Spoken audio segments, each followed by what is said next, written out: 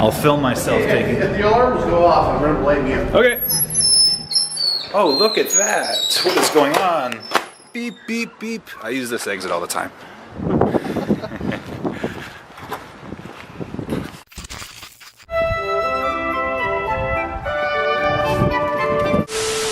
Honesty. Really? You didn't like the Doctor Strange character right up until... Near the end, yeah. I liked him. You know what? He's not as interesting as Tony Stark. He's not as interesting as some of the other Marvel characters, but I related to him. I don't know. Maybe it was the beard / goatee. No, that could have an effect on it. You know what? A way he can defeat Superman. Not only the trick he does in the movie, but also if he could open up a portal to another planet or another dimension where Superman's powers don't take effect. Well, Superman's powers take effect because of the red sun. The yellow star. Yeah, exactly, because of Earth's because of Earth's conditions and everything. Well, did you want to check it out, or did you want to go to Tim Hortons? Go check it out. All right.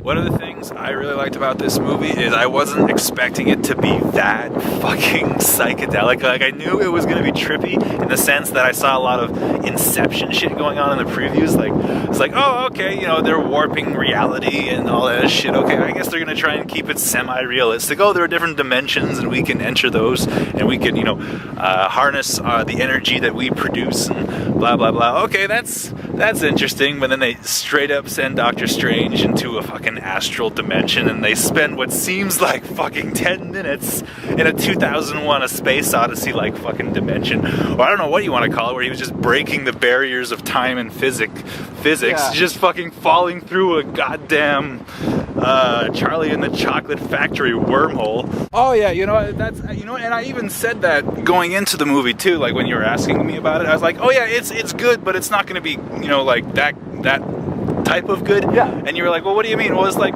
it's not going to be best screenplay, best director, best actor Oscar worthy, but it will be best special effects Oscar worthy. It's going to be like a fucking, yeah, I'd say it's going to be an enjoyment and a spectacle. Yeah, for sure.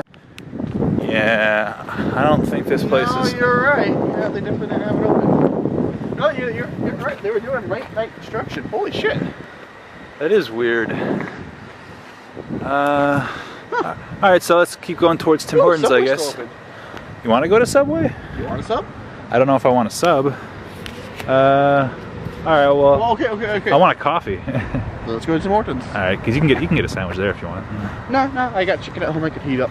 I wasn't upset at the fact that, okay, I was worried I was going to be more upset at the fact that Tilda Swinton was the Sorcerer Supreme, and the Sorcerer Supreme in the comic books was an Asian dude.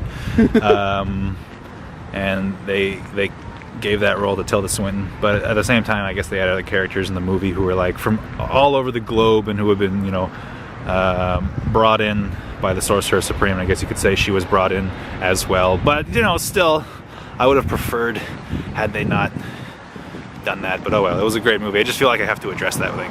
That. But actually, getting back to that, yeah, you were mentioning the love interest. And I was just saying, it's good to see Rachel McAdams in a movie again. She hasn't really been in anything since. Fuck. I think the last thing I really saw her in was Red Eye. How long ago was Red Eye? See, Red Eye wasn't even that big of a movie. I know you haven't heard of it.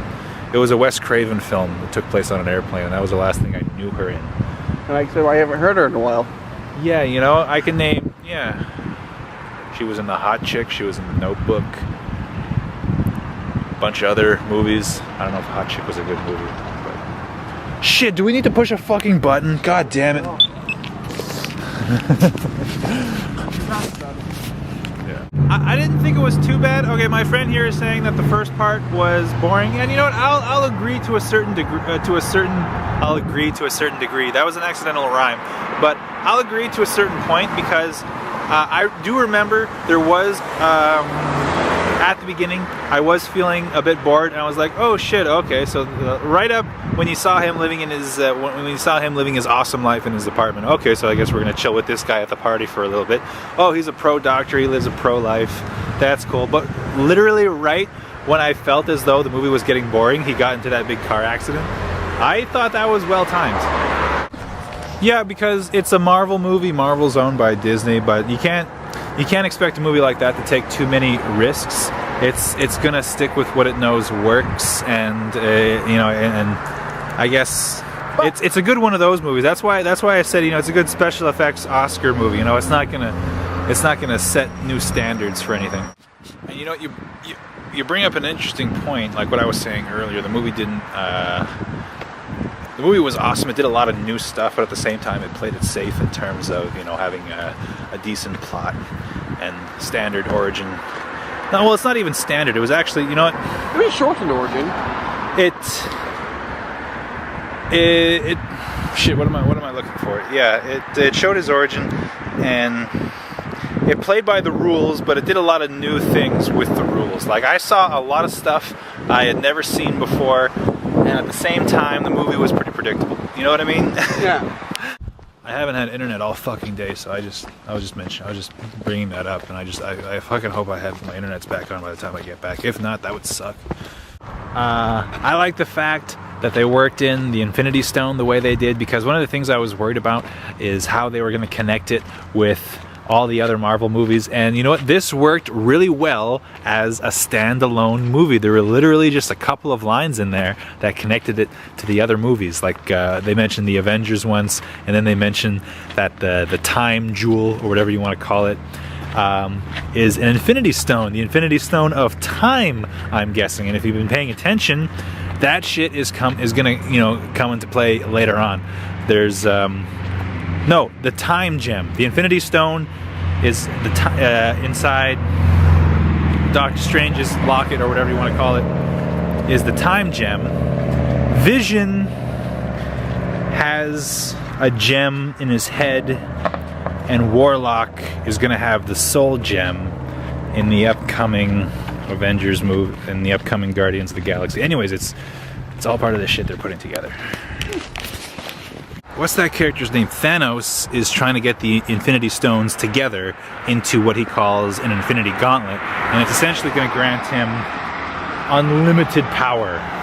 And that's what the Infinity Wars are, and that's what the Marvel movies are building towards. And it looks like Doctor Strange is the guardian of that particular Infinity Stone. And shit, what was I gonna say now? Oh, I wonder if they made Ant-Man the way they did to just piss off Edgar Wright, because Ant-Man was not incorporated into the Marvel Universe as well as Doctor Strange. Doctor Strange had a few lines here and there. Fucking Ant-Man had an entire scene featuring Falcon shoehorned in there. I wonder if that was just to piss off Edgar Wright. But this movie did a good job as opposed to other movies, you know, being part of the universe but still being independent.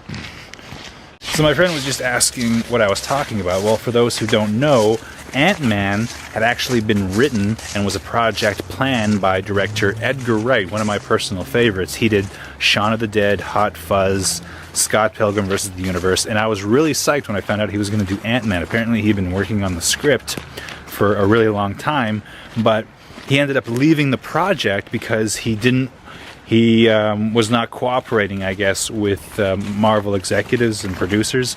Like, he wanted his movie to be completely standalone, and they wanted to work in scenes and parts that would make it part of the Marvel universe, and he felt that that, you know, wasn't part of his vision, and so he just left the project, and someone else took over and directed it for him.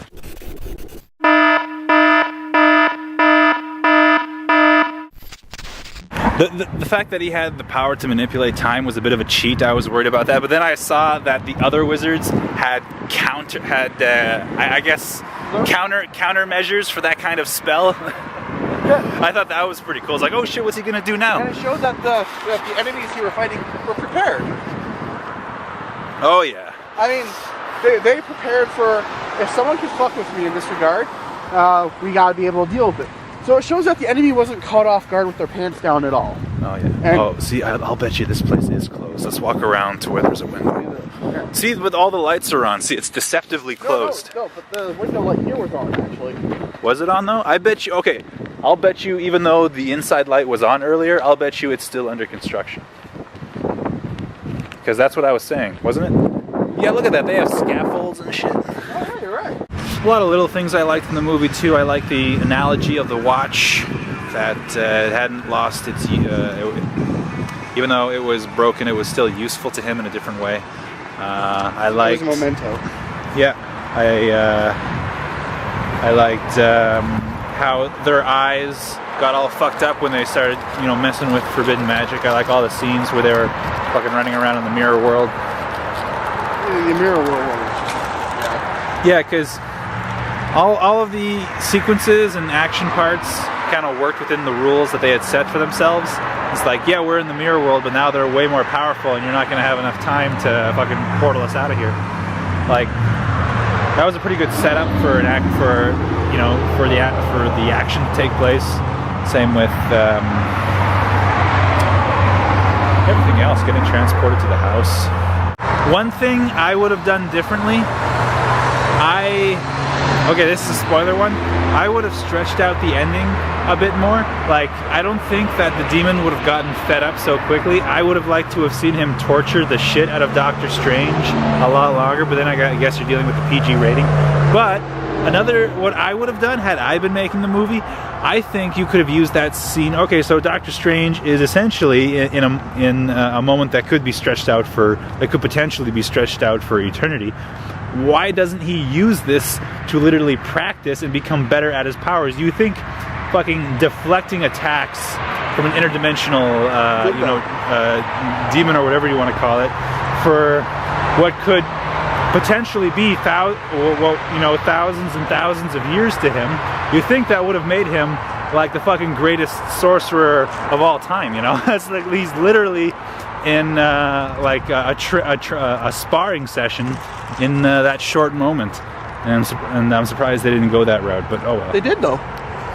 Where he like becomes better and better. Yeah, near the end you'll notice that he held on far longer than he did in the first. I guess so. They could have done it better then. I didn't really see that. I didn't really see it that way. It was supposed to be subtle though. I guess. Because and now you see him holding off for, instead of like 2 seconds, holding off for about 10 at the very last scene. Oh, he has gotten better. Oh, that's true. I guess so. I guess you could say that. No, that's an interesting way of looking at it, yeah. I like the after credit scene because Doctor Strange is one of the most powerful characters in the Marvel Universe. Well, because now that spoiler, now that the Sorcerer Supreme is dead, he becomes the new Sorcerer Supreme. And in the comic books, what's the name? I think they're called the Guardians as opposed to the Avengers. The Guardians are more space-based, I think. Like, they deal with intergalactic issues, like issues that threaten the existence of reality. Whereas the Avengers kind of deal with Earth-related shit. Oh, god damn this. Okay, wait, let's just... Okay, we're good now. Am I right? Maybe I'm a bit wrong, but I know that the Guardians are a completely different group, and the Guardians... They said that, though. The Avengers guard normal time and space, while normal threats, extragalactic and whatnot. Yeah. And it's stated that the Sorcerer Supreme will guard Earth from the extra-dimensional, and the extra-dimensional are apparently very interconnected with each other, because as they said at the end, they will learn very quickly that she kicked the bucket, and now they're all going to want a piece of that pie. Oh yeah, and he likes. I've seen his team. He likes working with Thor, Hulk, and Namor the Submariner. And if you don't know Namor, he's basically Marvel's Aquaman, and he's super powerful too. So he's worthless. He can fly. Actually, he's one of the more powerful Marvel characters, and so is Aquaman. Aquaman has beaten Superman in a fight before. It's a common misconception that they're useless. But fun fact: the Submariner, Namor, can fly when he's out of water. He flies through the air like he can swim through water, and he was actually the first character to fly through the air before Superman. People thought that it was Superman. If you look at the actual comics, the Submariner was the first superhero to fly. That I did not know. Still makes him lame. That was a brilliant ending. Oh yeah, brilliant ending. Messing with time is forbidden though, you shouldn't do that. Oh, fuck it. I like when Doctor Strange had that guy all locked up in that device. That was funny. And there's actually a moment when they were talking, when the guy kind of seemed like, kind of convinced Doctor Strange for at least a moment that, you know, he was trying to do the right thing. Doctor Strange was like, no, look at you, look at your fucking face. That was funny.